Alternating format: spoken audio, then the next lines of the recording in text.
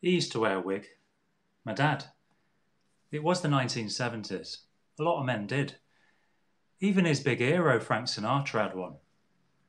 Bobby Charlton never, though. But he probably should have. My dad was a concreter in the shipyard, and dead proud of it. He used to mix sand, cement, and water all day and then spread it out on the floor until he could play a bloody snooker on it. He was strong as hell. It'd almost break your fingers if he shook your hand.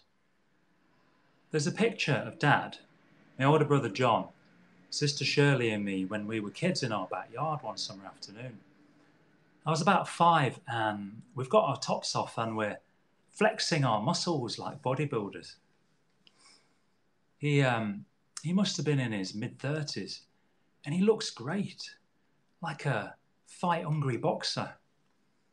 Well, his body does. His hair looks like it was badly stuck on with glue, which it was.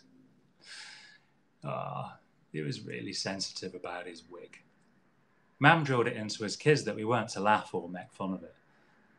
We weren't even allowed to mention it.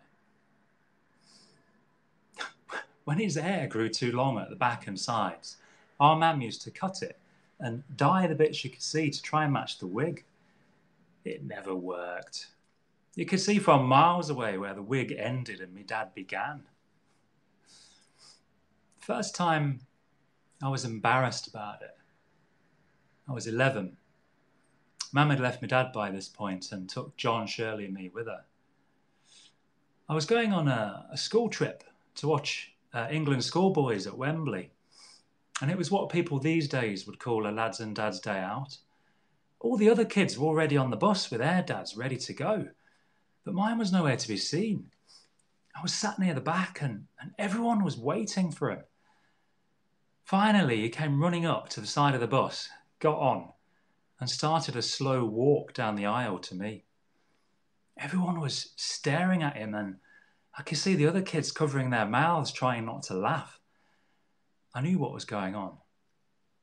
Then, just before he sat down, Kevin Gallagher on the back seat shouted at the top of his voice, "Wig!" That was it. The old bus erupted. I still can't remember what his reaction was, but not long after that, he stopped wearing it. It's always troubled me that I never stood up for him and I was embarrassed about him on that school trip. But I was too young, I guess. I was thinking about that this morning when I was in the co-op cafe, the one I used to go to with Dad when he had his kids on Saturdays. I still go in there at the weekends to do my horses and have a brew. Anyway, the radio was playing this morning and Sinatra came on. God, my dad loved him. Obsessed even. His joy of music used to send him someplace else. He even used to sign our Christmas cards. Happy Christmas, Frank Sinatra. It's funny how music can stir so many memories and emotions. It got me thinking about Dad wearing a wig like old Blue Eyes, and also about the last day I saw him. It was in the hospital. His 30-odd years of breathing in cement powder, asbestos, and God knows what else in the shipyard had left him with mesothelioma. He was only 72. But in those 5 or so years before he died, his breathing had steadily got worse and worse until it eventually stopped. When I saw him on that last day, he couldn't speak anymore and he was on a ventilator. I'm not even sure he knew I was there. It was when iPods had just come out and I bought one and I stuck his favourite song on it. Summer Wind by Sinatra. I stretched out over him and tried to avoid the tubes and the wires and I put the buds in his ears. when as soon as I hit play, it was miraculous.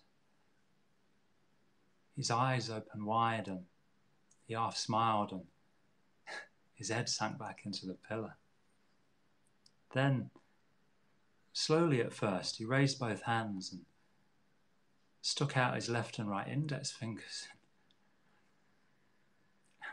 and started to conduct the orchestra, waving his fingers from side to side, mid-air.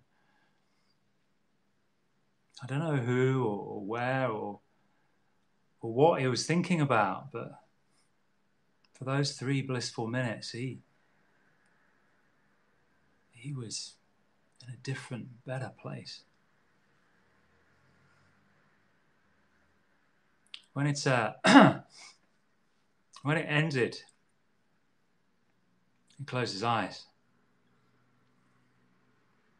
That was the last day I saw him.